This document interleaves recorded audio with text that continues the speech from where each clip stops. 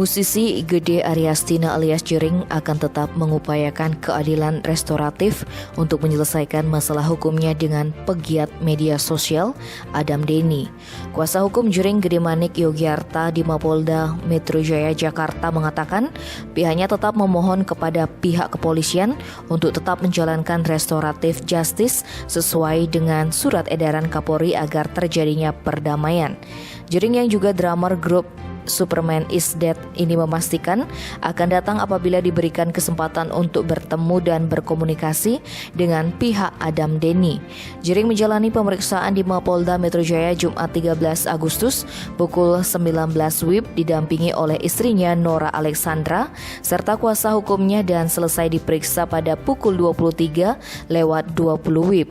Musisi asal Bali itu memenuhi panggilan Polda Metro Jaya untuk diperiksa sebagai tersangka dalam kasus pengancaman terhadap pegiat media sosial Adam Denny. Polda Metro Jaya juga telah menetapkan Jering sebagai tersangka dugaan kasus pengancaman terhadap pegiat media sosial Adam Denny. Tim Bali Express melaporkan.